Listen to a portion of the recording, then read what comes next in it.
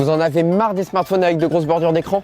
Vous en avez marre des smartphones à encoche? Les Dents de la Mer, c'est votre film préféré?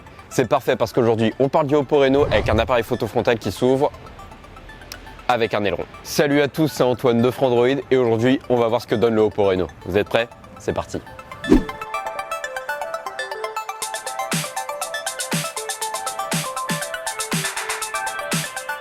À première vue, ce Oppo Reno, il envoie du pâté et du bon pâté.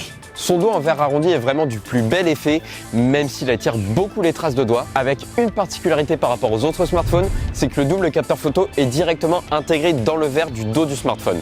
Donc pour éviter que tout ça se raye, en fait, Oppo a mis une petite bille en céramique pour faire ressortir le téléphone quand il est posé, mais le problème c'est que ça glisse très vite sur une table. Sur les côtés du smartphone, on a les boutons qui cliquent très bien, qui sont très agréables au toucher, et en bas, on a le port USB-C et surtout la prise jack. Tu m'avais manqué. Mais c'est vraiment à l'avant du smartphone que l'effet waouh est présent avec cet écran quasi borderless qui rend super bien. Genre, waouh! Cet écran est Full HD de très bonne qualité. Son seul problème, c'est que si on veut lire en plein soleil, c'est vraiment handicapant. Mais pour avoir cet écran quasi sans bord, Oppo a dû cacher l'appareil photo frontal et il le fait grâce à un petit mécanisme en forme d'aileron. D'un point de vue purement personnel, de toute façon, si vous n'avez pas le même avis, il y a les commentaires, je préfère largement ce mécanisme à celui du OnePlus 7 Pro qui est juste un truc tout petit, on a l'impression, on sait pas ce qu'il fait là quoi. Alors qu'ici, il épouse bien la forme du téléphone et il fait un peu moins fonctionnalité mise ici parce qu'on n'avait pas d'autre endroit pour la mettre. À l'intérieur de l'aileron, on a l'appareil photo frontal de 16 mégapixels qui fait de très bonnes photos dans de bonnes conditions, mais quand ça commence à être un peu plus compliqué, il a des problèmes de mise au point et de détail et il a quelques bruits. À l'arrière par contre, les résultats sont plus que satisfaisants. On a un double capteur avec un objectif de 48 mégapixels et un autre de 5 qui aide surtout pour le traitement des photos. En bonne ou moyenne luminosité, les clichés seront très bons avec un mode HDR qui remplit parfaitement son rôle et même quand les conditions sont plus compliquées, il réussit à nous impressionner avec des clichés détaillés et sans trop de bruit. Au niveau logiciel, on a Android 9 Pie avec la surcouche d'Oppo ColorOS qui est clairement pour moi le point faible de ce smartphone.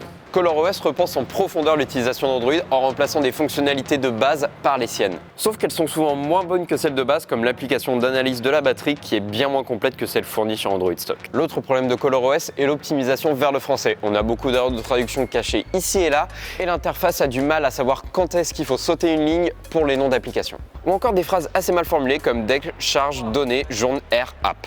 Niveau sécurité, on peut déverrouiller le smartphone soit à l'aide d'un code, soit avec la reconnaissance faciale, mais on vous le conseille pas trop parce que c'est assez lent.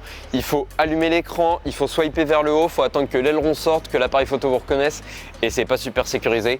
Donc non, la meilleure façon de le déverrouiller, c'est sûrement avec le capteur d'empreinte digitale qui est placé dans l'écran, qui est plutôt rapide et qui fonctionne assez bien même si on a eu quelques petits problèmes de reconnaissance de temps en temps. À l'intérieur du smartphone, on a un Snapdragon 710 couplé à 6 Go de RAM et 256 Go de stockage interne. Alors tout ça fonctionne de manière très fluide, tout marche bien tant que vous ne voulez pas utiliser des jeux ultra gourmands comme Fortnite où là le téléphone peut commencer à galérer. Au niveau de l'autonomie, il a une batterie de 3675 mAh qui va vous permettre de tenir toute la journée sans avoir à approcher le chargeur.